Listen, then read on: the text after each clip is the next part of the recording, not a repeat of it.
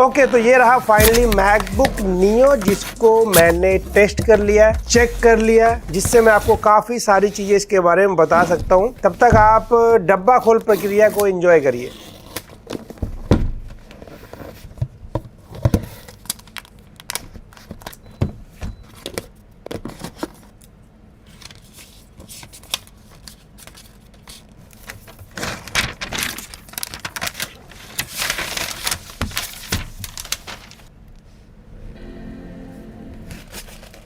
Oh damn, तो enjoyment हो गई। जय हिंद दोस्तों, क्या हाल है। मैकबुक नियो जब ये आया है ना मार्केट में, एक ना अलग ही हवा चल रही है। बिकॉज एप्पल का प्रोडक्ट है। मैक मिनी जैसे आया था कम प्राइस के साथ, ऐसी मैक नियो आया है। मैक मिनी काफी सॉलिड प्रोडक्ट निकला अपने रेट और सही से अगर उसको जज किया जाए। लेकिन जब बात आती है एप्पल के बजट प्रोडक्ट की, बजट तो एकदम नहीं होता, पर उनके कैटेगरी में लेटेस्ट बात करें आईफोन 17 काफी सही अपनी जगह। लेकिन जब बजट ये लोग शब्द लगा देते हैं ना, जैसे आईफोन 17e, 16e, फिर वहाँ काफी सारे कॉम्प्रोमाइज और काफी सारी चीजें देखने को मिलती है। बेस्ट तो होता ही नहीं है फिर वो। ऐसे बात करें जब इनके मैकबुक मैक स्टूडियो की, मैक स्टूडियो तो अपने आप में काफी अच्छा प्रोडक्ट है, हमारे पास खुद वीडियो एडिट हो रहा है उससे। इनफैक्ट मैकबुक एयर की बात करें, ये अपने आप में काफी तगड़ा प्रोडक्ट है। मैक मिनी का जब मैंने आपको वीडियो दिया था ना, ये वाला पूरा वीडियो ही मैक मिनी से एडिट करके दिया था। हालांकि वो एफसीपी पे हमने एडिट करके दिया था, बट प्रीमियर भी संभाल लेता है, एफसीपी ज्यादा अच्छा चलता है। हमारे पीसी में इशू हो गया था, एक वीडियो हमने मैक मिनी से एडिट कर दिया था प्रीमियर के साथ भी। लेकिन जब बजट शब्द लग जाता है ना एप्पल के साथ, तो फिर चीजें बहुत ही ज्यादा ऊपर नीचे हो जाती है। अब ये मैकबुक नियो एक बजट इनका मैकबुक बोला जा रहा है, यहाँ भी वही हाल तो नहीं है। इस प्रोडक्ट को ना अननेसेसरी भाई ना बिना वजह, कई बार बहुत लोग बहुत अच्छे से जज कर रहे हैं इसको, और बहुत लोग बिना वजह जज कर रहे हैं इसको। एडिटिंग मशीन बोल दिया जा रहा है। मैंने एक ट्वीट देखा था, भाई इनके हिसाब से बहुत अच्छी एडिटिंग करता है, फिर ये कोई ज्ञान थेरेपी करके इसके हिसाब से एडिटिंग के लिए इतना अच्छा नहीं है। सच क्या है और है किसके लिए, कहाँ स्टैंड करता है? तो सिट बैक, रिलैक्स। जल्दबाजी है तो टाइम स्टैम्प वीडियो के डिस्क्रिप्शन में मिलेगा। तो ये रहा मैकबुक नियो आपके सामने, और कुछ रेफरेंस देने के लिए थोड़ा बहुत मैं मैकबुक एयर भी शो करूंगा। ये M4 वाला है, आई नो दोनों अलग है, दोनों का प्राइस, परफॉर्मेंस, कई चीजें अलग है। लेकिन बहुत लोग ऐसे होंगे जिनका नियो का भी बजट होगा, एयर का भी बजट होगा, M2 एयर वगैरह भी अभी ओपिनियन में ऐड कर दूंगा, तो एक रेफरेंस दे रहा हूँ, ठीक है ना। तो मैकबुक नियो 1.23 kg का है, लगभग इतना ही वेट मैकबुक एयर का है। हालांकि वेट डिस्ट्रीब्यूशन इसका थोड़ा अलग फील कराता है। और मैकबुक एयर में M4 वाला, जैसे मैंने कहा मेरे पास जो है, मैकबुक हमेशा से बिल्ड क्वालिटी अच्छी के लिए जाना जाता है। एयर का बिल्ड क्वालिटी अच्छा है, इसकी डिस्प्ले अच्छी है, ट्रू टोन वाला ऑप्शन मिल जाता है, कैमरा, माइक, स्पीकर भी जिस थिकनेस के साथ आता है अच्छा है, और जो इसका ट्रैक पैड है बड़े साइज का है और अच्छा फील देता है। ये हैप्टिक वाला है, इसीलिए इसका ट्रैक पैड, कुछ वीडियो आपने देखा होगा कि कपड़ा लगा के टच करते हैं तो काम नहीं करता, फिंगर से ही वो काम करता है, वो फील कराता है एयर में। लेकिन मैकबुक नियो की बात करेंगे, दिखने में टिपिकल मैकबुक की तरह लग रहा है, अच्छा लग रहा है। बेजल्स लेकिन यहाँ पे इन्होंने बड़े कर दिए इसमें, वो बजट फील दिलाने के लिए आपको। मैं फिर से कह रहा हूँ, ये कोई एकदम बजट लैपटॉप नहीं है, बट एप्पल का बजट प्रोडक्ट है। मेटल बिल्ड क्वालिटी है, बिल्ड क्वालिटी में कॉम्प्रोमाइज ज्यादा नहीं किया गया है। फर्क जरूर दिख सकता है थोड़ा सा, थोड़ा डिजाइन अलग लग सकता है। अगर आप देखो कॉर्नर्स को थोड़ा अलग से राउंड शेप दिया हुआ है। स्पीकर का प्लेसमेंट यहाँ पे ऐसे लेफ्ट और राइट साइड यहाँ पे है। स्पीकर की क्वालिटी मैकबुक एयर से थोड़ा कम लगता है, बट वैसे अच्छा है जिस रेट में ये आता है, या फिर और भी हमने जो लैपटॉप देखे हैं।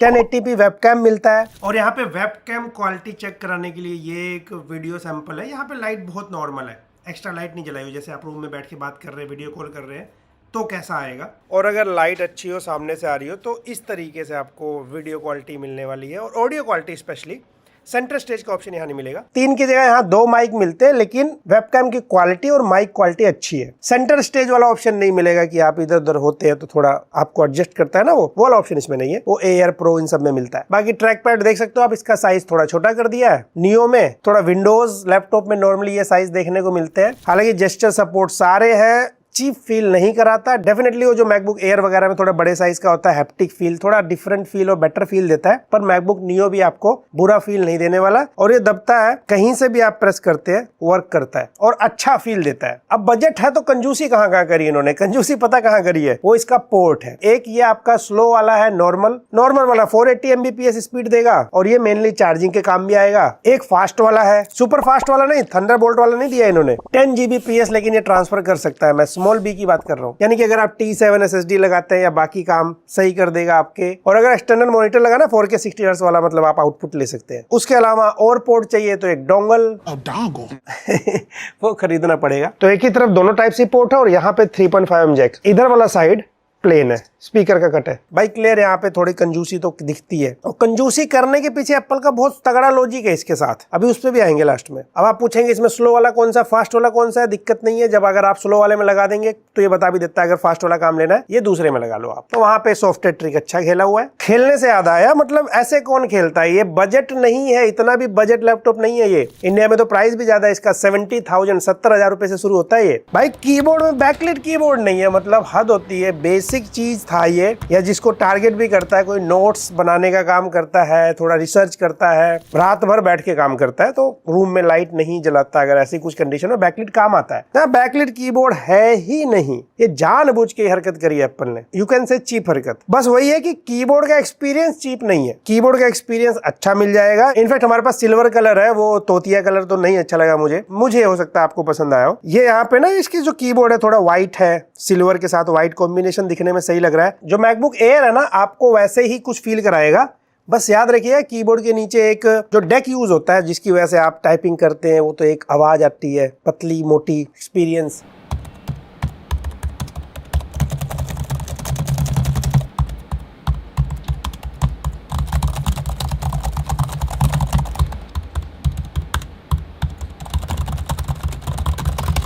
वो एयर का बेटर लगेगा थोड़ा सा इससे, पर आप दोनों नहीं खरीदेंगे ना, टाइपिंग एक्सपीरियंस में दिक्कत नहीं है। बाकी मेरे वाले मैकबुक न्यू में आपको टच आईडी दिखेगा क्योंकि ये 512 GB है। यहाँ पे भी एप्पल ने जानबूझ के 512 GB में टच आईडी डाल दिया, वो चाहते हैं कि आप हायर वेरिएंट खरीदे, क्योंकि जितना हायर वेरिएंट आप खरीदते हैं ब्रांड का प्रॉफिट उतना ज्यादा निकलता है। तो टारगेट ही 512 GB बेचने का है ज्यादातर। ये सिर्फ लॉक अनलॉक करने के काम नहीं आता, बिकॉज मैं खुद मैकबुक यूज करता हूँ, अपने बैंकिंग लॉगिन, बहुत सारी वेबसाइट, मेरे तो कितने अकाउंट होंगे, हर जगह भाई मैंने अपना पासवर्ड सिंक कर रखा है। कुछ भी लॉगिन करना है जस्ट मैं फिंगर टैप करता हूं। मतलब ये मेरे लिए पर्सनली तो एक लाइफ सेवर है, जितनी जगह मेरा अकाउंट है या जितनी चीजें मैं करता हूं, तो वो यहाँ पे टच आईडी 512 GB मिलेगा, बाकी में नहीं, मतलब बेस वाले में नहीं। बाकी अगर बात करते हैं हम लोग डिस्प्ले की, ये 13 इंच है और ये डिस्प्ले रेजोल्यूशन जो है ये फुल एचडी से ऊपर है, फुल एचडी प्लस प्लस बोल दे, आई थिंक यही बोलना बेटर होगा। IPS डिस्प्ले है, 60 हर्ट्ज डिस्प्ले है, ये 60 होना था, इसमें एयर में भी 60 हर्ट्ज ही देते हैं, प्रो में देते हैं 120 हर्ट्ज। और डिस्प्ले में कुछ चीजें क्लियर कर देता हूँ भाई, बहुत कंफ्यूजन में भी हो आपको। पहली बात तो ये 500 निट्स ब्राइटनेस के साथ आता है, ब्राइटनेस अच्छी है, जिस रेट में आता है मैं अच्छी ब्राइटनेस वाला लैपटॉप बोलूंगा। कई बार तो आपको 250 निट्स वाले 300 निट्स वाले भी मिल जाते हैं। और कलर एक्यूरेसी की बात करें, शाइनी डिस्प्ले, पहली बात तो ये देख सकते हो आप, अच्छा खासा रिफ्लेक्शन आता है इसके ऊपर अगर आउटडोर में काम करते हैं। बाकी कलर्स इस पे अच्छे आते हैं, जिस रेट में ये लैपटॉप आ रहा है, मैं 70-80 हजार वाला भी जज करूं तो कलर्स अच्छे आ जाते हैं। इससे अच्छे कलर्स में कुछ विंडोज लैपटॉप मिल सकते हैं जिसमें OLED डिस्प्ले होता है, ज्यादा बेटर कलर प्रोड्यूस कर सकते हैं। लेकिन फिर वहां पे क्या है कि जो OLED वाले आते हैं वो परफॉर्मेंस टारगेटेड नहीं होते ज्यादा, और जो परफॉर्मेंस वाले आते हैं 120 हर्ट्ज, कुछ गेमिंग वाले आते हैं ना, फिर वहां पे आपको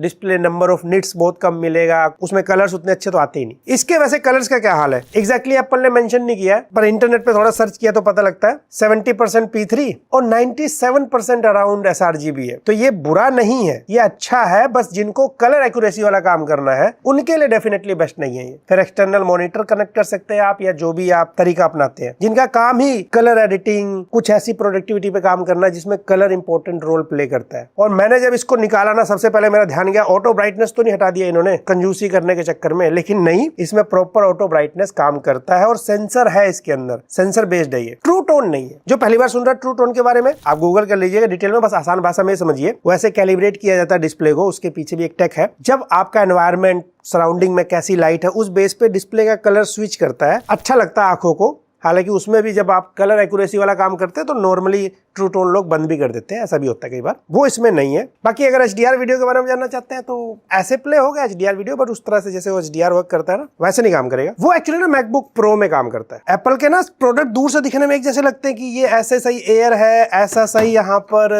नियो है, ऐसा सही ये प्रो है, पर वो बहुत फर्क होता है। प्रो तो सबके लिए होता ही नहीं है। मैंने लेके ये चीज एहसास किया, सोचा था एडिटिंग करूंगा, बट फिर हमने मैक स्टूडियो लिया, क्योंकि मैकबुक प्रो में क्या होता है, speaker, build quality, display quality, 120 hertz, keyboard typing experience, वो छोटी छोटी जगह ऐसा ट्वीक करते हैं ना वो दिखता है, लेकिन फिर वही बात, जो एयर या नियो खरीदेगा वो प्रो क्यों खरीदेगा, वो बस मैं बता रहा था। और मैं जो काम कर रहा हूँ आजकल प्रो से, मेरे लिए एयर काफी था। और अब मैं बात करूंगा उसके बारे में जिसके लिए बहुत ज्यादा चर्चा में है और बहुत डिफरेंट ओपिनियन है इस पे, इंटरनेट पे आपको मिलेंगे, वो है परफॉर्मेंस। बेंचमार्क दिखाता हूँ, फिर रियल वर्ल्ड में चलते हैं। आज उल्टा करते हैं, पहले रियल वर्ल्ड में चलते हैं, फिर बेंचमार्क देखते हैं। देखिए परफॉर्मेंस के लिए उन्होंने क्या किया, एकदम चुपचाप से लास्ट ईयर जो आपने आईफोन में A18 Pro देखा था, वही वाला प्रोसेसर इस मैकबुक नियो में डाल दिया। इसके अंदर एक कोर जीपीयू कम है बल्कि, पर इसको क्योंकि आईफोन से बड़ी बॉडी मिलती है, थर्मल कंट्रोल ये अच्छा कर सकता है। इनफैक्ट जिस टास्क के लिए बना, हमने भी जो टास्क किए, ये ओवरहीट होता हुआ नजर नहीं आता जब तक इस पे ऐसा काम ना दो जिसके लिए बना नहीं। किसके लिए नहीं बना वो बताऊंगा। तो थर्मल कंट्रोल वगैरह अच्छा कर सकता है ये। अच्छा, आपने एक चीज नोटिस किया एप्पल ने क्या किया यहाँ पे, एप्पल ने अपने आईपैड में, बेस वाले की बात नहीं कर रहा हूँ, बाकी में वहां M सीरीज चिप यूज करते हैं और अपने मैकबुक में आईफोन वाला चिप डाल दिया। इसका मतलब अगर वो चाहे इजिली आईपैड में मैक ओएस चला सकते, बढ़िया चलेगा। पर यहाँ पे जानबूझ के उन्होंने इंटेंशनली, इनका बस इरादा था, चाहते तो इजीली अपना ये पुराना M सीरीज का M2 चिप डाल सकते थे, M3 चिप डाल सकते थे, M5 आ गया अभी तो लेटेस्ट ना, पर ऐसा नहीं किया। तो A18 Pro चिप डाल दिया, इसके अंदर 80 GB रैम सपोर्ट करेगा, पूरा एसओसी सिस्टम ही ऐसा इसका, इससे ऊपर ऑप्शन ही नहीं मिलेगा। बस वही है, जब रैम की ज्यादा रिक्वायरमेंट होगी इसको, ये रैम स्वैप यूज करेगा जो इसकी स्टोरेज है उसमें से, और वो हमने करते हुए देखा भी। बाकी वैसे सिर्फ 8 GB रैम के साथ आएगा ये। और इसका जो रैम और जो स्टोरेज है वो भी मैकबुक एयर के कंपैरिजन में लो क्वालिटी वाला है। आप साइड बाय साइड देखो, मैकबुक एयर का RAM speed, read and right speed ज्यादा है मैकबुक नियो से, और हमारा मैकबुक एयर बेस वेरिएंट है और मैकबुक नियो का बल्कि फिर भी 512 GB वाला है। बड़ा फर्क है ना दोनों में। अच्छा हाँ, अगर आप ये सोच रहे क्या इससे डे टू डे लाइफ में इसमें दिक्कत आएगी इस स्पीड से, नहीं ऐसा नहीं है। जो स्पीड ये देता है, जिस तरह की यूजर के लिए बना है, काफी हो सकता है। एक काम करते हैं, वही क्लियर करते हैं इसका पर्पस क्या है, किसके लिए है। सबसे पहले गेमिंग के लिए। देखिए आप गेमिंग, लाइट गेम खेलते हैं, कई सारा हमने मैकबुक प्रो वगैरह में ट्राई किया हुआ है, सही चल जाता है। बट मैकबुक नियो में तो एकदम गेमिंग के लिए है नहीं, गेमर्स के लिए नहीं है। वो जो काम करने वाले लोग होते हैं ना, छोटी छोटी गेम खेलते रहते हैं, उनके लिए ठीक है। इनफैक्ट मैकबुक एयर के कंपैरिजन में इसका स्कोर देखो आप, यूनिजन हेवन का बहुत लो है, कहाँ गेमिंग कराएगा ये, उनके लिए है भी नहीं। और ये सबसे बड़ा कंफ्यूजन सोल्व करने जा रहा हूँ, वो है एडिटिंग।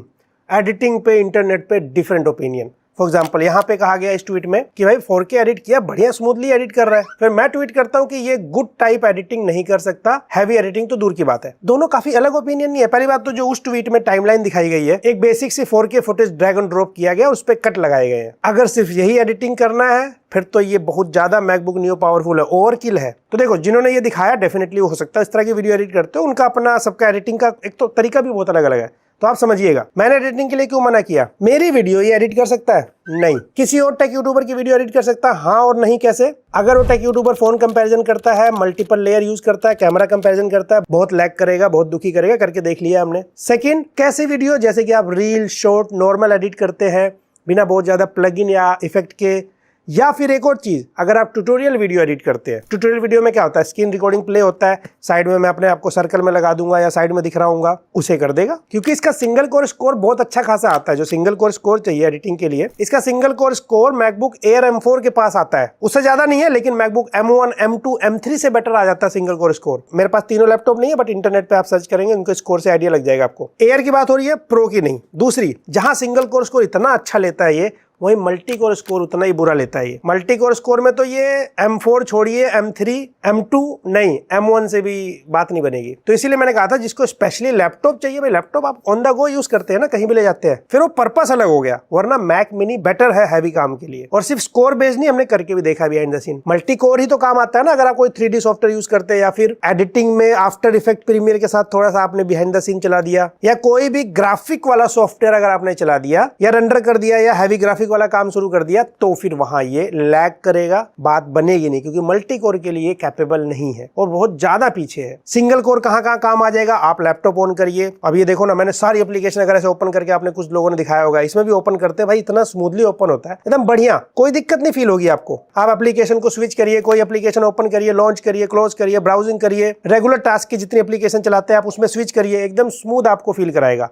वहां सिंगल कोर अपना पूरा मैजिक दिखाएगा, क्योंकि अच्छा खासा पावरफुल है। बट जैसी जो मैंने टास्क कहे, मल्टी कोर वाले, वहां ये गड़बड़ कर देगा। ये लैपटॉप जैसे कोई ऑफिस जाता है, एक्सेल शीट पे काम करना है, रिसर्च करना है, नोट्स बनाने हैं, और उसी के साथ अगर कोई ऐसा यूजर है जिसको लगता है थोड़ा बहुत भाई फोटो एडिट भी करता हूं, आप लाइट रूम चलाइए, फोटोशॉप चलाइए, ठीक काम कर देगा। अब टिपिकल काम जैसे दे देंगे, जैसे मैंने मैकबुक एयर M4 रखा, 240 फोटो यहाँ इंपोर्ट किया, उस पर थोड़ा कलर ग्रेड लगाया, मास्किंग करी, और वही कलर ग्रेड बाकी फोटो पे अगर एकदम से अप्लाई करते हैं या इसको सारी फोटोज को एक्सपोर्ट करते हैं तो थोड़ा हैवी हो गया ना। तो मैकबुक एयर मैकबुक नियो से डबल फास्ट नहीं, डबल फास्ट से भी ज्यादा रिजल्ट दे देता है। लेकिन नॉर्मल आप फोटो एडिट कर रहे हैं, मास्किंग करिए, फोटोशॉप पे कुछ बनाइए, कर देगा, कैपेबल है। तो इस तरह लोगों के लिए टारगेटेड है। इनफैक्ट एक और अच्छी बात पता क्या दिखी इसके अंदर, बैटरी टेस्ट किया हमने, ये लगभग मैकबुक एयर जैसा बैटरी बैकअप दे रहा है, जबकि मैकबुक एयर में 56 अराउंड वोट आवर है और मैकबुक नियो में 36 वोट आवर के अराउंड है। अब आप सोचो कितना कम है, लेकिन रिजल्ट इतना कम नहीं है। ये मैं कुछ टास्क दिखा दे रहा हूँ आपको। थोड़ा सा जब हैवी रखा था हमने 8 आवर के आसपास स्क्रीन ऑन टाइम आया, थोड़ा सा नॉर्मल रखा हमने तो 10 to 11 आवर्स आया। वहां पे कितना अच्छा काम किया हुआ इसने। एक और चीज, यहाँ पे चार्जिंग का क्या हाल है। इसके बॉक्स में ये वाला चार्जर आया था, ये चार्जर आपने आईपैड के डब्बे में भी देखा होगा लेटेस्ट। तो ये सिंपल वही type C to type C और 20 वोट का चार्जर है स्टैंडर्ड, लेकिन केबल इसकी थोड़ी लॉन्ग है। हमने फुल चार्ज करके देखा 2 बार, ऑलमोस्ट 2.5 आवर यानी कि 2.5 घंटे लगता है। हालांकि ये सपोर्ट 30 वोट को भी कर सकता है। हमने उससे चार्ज किया तो अराउंड 1 आवर 54 मिनट्स यानी कि 2 घंटे। तो उससे 2 घंटे लगेंगे, इससे 2.5 घंटे। बैटरी टेस्ट कंप्लीटेड, आगे बात करते हैं। इनफैक्ट मन में आएगा क्या भाई कोडिंग वालों का क्या हाल है, तो भाई मैं कोई कोडर नहीं हूँ, हमारे यहाँ भी कोई कोडर नहीं है। आप में से कोई कोडर है प्लीज कमेंट करिएगा, और क्या करना चाहिए इसको पता लगाने के लिए। हमने क्या किया, मैंने ये गूगल करा था, LLVM टेस्ट करके एक होता है जिसमें C++ का कोड का कंपाइल करते हैं, वेबकिट का भी कोड कंपाइल होता है उसमें। वो 10 GB का प्रोजेक्ट था, मैंने उसको डाउनलोड करा, देन उसके कमांड बेसिकली दिए मैंने टर्मिनल में। तो मैंने दोनों में ही ये टेस्ट रन करके देखा। मैकबुक एयर M4 में 12 मिनट 44 सेकंड लगे पूरा कोड कंपाइल होने में, मैकबुक नियो में 23 मिनट के अप्रॉक्स टाइम लगा। दोनों डिवाइस हीटअप हो गए थे, और जो इस टाइम पे CPU वगैरह भी बहुत यूज करता है, पूरा CPU एंड मेमोरी का ही मेन काम होता है, जो मैंने पढ़ा इंटरनेट पे। अगर आप लोगों में से कोई कोडिंग करता है, आप सजेशंस दे सकते हो नीचे, प्लीज रीड आउट करूंगा मैं, तो और बेटर अंडरस्टैंड कर पाऊंगा मैं कैसे इसको टेस्ट कर सकते हैं फ्यूचर में। तो थोड़ी हमने गूगल की भी हेल्प ली, तो पता लगता है इस हिसाब से अगर कोई बिगिनर है, लर्नर है कोडिंग के लिए, उसके लिए कैपेबल है। बाकी आप कमेंट करिएगा और क्या करते हैं इसके लिए। अब खाली इस काम के लिए मैं कोडर नहीं ला सकता, आसपास है नहीं कोई दूर से आता है, बहुत पैसा लेते हैं एक टेस्ट का। ठीक है, उनका भी प्रोफेशन है, हम भी लेते हैं पैसा काम करने का। बाकी अगर आप स्कोर देखना चाहते हैं, हमने कुछ स्कोर और भी रन किए, जैसे सिनेबेंच तो आपको दिखाया ही मैंने कि सिंगल कोर कितना ज्यादा लेता है, उल्टा मल्टी कोर उतना ही कम। गीकबेंच 6 आपके सामने है M4 एयर के कंपैरिजन में। गीकबेंच 6 GPU का स्कोर देख सकते हो आप। इनफैक्ट गीकबेंच AI भी हमने रन किया था। अच्छा, बाकी में एयर आगे निकल रहा है, लेकिन गीकबेंच AI में काफी सिमिलर रिजल्ट नहीं है कि यानी कि मैकबुक एयर जैसा AI उतना ही पावरफुल होगा, नहीं, क्योंकि रैम कम है इसमें, सिर्फ 8 GB रैम है नियो में। तो एकदम सिमिलर मत मानिएगा आप स्कोर की वजह से रिजल्ट को रियल लाइफ में। उसके बाद हमने नोवा बेंच भी टेस्ट किया था, जहां पे CPU, GPU, मेमोरी इन सबको कंबाइन करके ओवरऑल स्कोर देखो आप, क्योंकि उसमें फास्टर रैम है, फास्टर SSD है और कई चीजें बेटर होता है एयर में। इस वजह से ओवरऑल स्कोर देखो आप, ये एवरेज अगर निकालें तो ये एयर M4 50% फास्टर निकल जाता है ओवरऑल, जैसे एवरेज टाइप में। इसलिए मैं सारी कहानी इसलिए बता रहा था आपको कि इस लैपटॉप पे शायद हम उस दिशा की तरफ बात कर रहे हैं जिस दिशा के लिए ये है नहीं। एडिटिंग कर देगा, ये कर देगा, वो कर देगा, वो टारगेट तो एप्पल ने भी नहीं किया, ना ही वो इसे ऐसे प्रमोट कर रहा है। तो ओवरऑल ये लैपटॉप नो डाउट 70,000 में, एक्चुअली इंडिया में ना महंगा भी आया है, और स्टूडेंट ID वगैरह के साथ अगर कोई ऑफर ले पाया तो 60,000 के आसपास आ जाएगा। तो एप्पल ने ये जो नियो लॉन्च किया, ये अच्छा लैपटॉप है, बस किसके लिए नहीं है वो समझने की जरूरत है, क्योंकि इन्होंने एप्पल ने गेम भी खेल दिया ना, है 70,000 का। तो उस हिसाब से तो एप्पल के हिसाब से देखा जाए है बजट में, क्योंकि अब लेटेस्ट जो M4 एयर है, M5 एयर, सब महंगे 1 लाख से ऊपर निकल गए हैं, और M2 M3 मार्केट से गायब हो जाएंगे। तो प्लेसमेंट इन्होंने कर दिया है, बस वही है कि इस रेट में बैकलिट कीबोर्ड ना देना, बेस वेरिएंट में टच ID ना देना, ये एक एप्पल की बुरी बात थी जानबूझ के।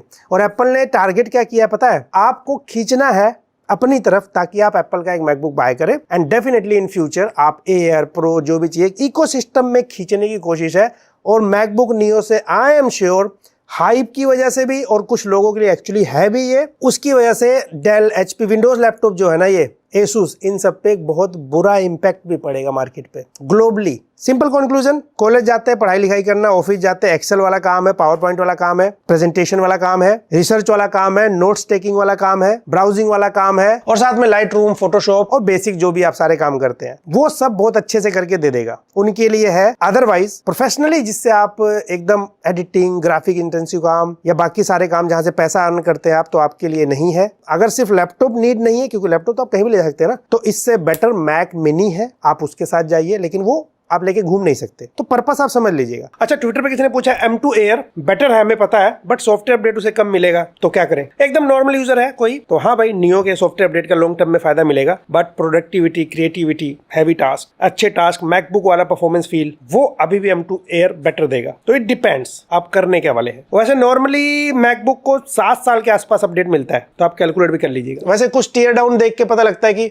इसके अंदर भाई रिपेयर करना आसान है, रिपेयरेबिलिटी, बाहर पार्ट्स मिल जाते हैं, यहाँ पे आपको ऑफिशियली कराना पड़ेगा इंडिया में, तो आपको शायद उतना सस्ता नहीं पड़ेगा, लेकिन इसको रिपेयर के नजरिए से इजी है चीजों को निकालना लगाना। तो एप्पल ने बढ़िया गेम प्ले किया इसके साथ मार्केट में, बट आपके पास वही ऑप्शन है M2 Air अगर कहीं से मिल जाए। M3 Air का सैडली प्राइस कम नहीं होता अगर मिल जाए, लेकिन और अगर आप उस यूजर में से हैं कि पैसा तो मैं एयर की तरफ भी लगा सकता था, लेकिन भाई नियो मिल रहा है तो क्या मैं ले लूं? देखिए, जिस तरह का यूजर मैंने बताया उस तरह से अगर आप हैं तो ले लीजिए, वरना आप बिल्कुल एयर की तरफ जाइए। लैपटॉप लॉन्ग टाइम इन्वेस्टमेंट होता है, फोन की तरह से कोई डेली चेंज नहीं करता। आई होप इस वीडियो से आपको क्लियर हो गया होगा सब कुछ। वीडियो पसंद आए तो लाइक से सब्सक्राइब करिए। मैं मिलता हूं आपसे अगली वीडियो में।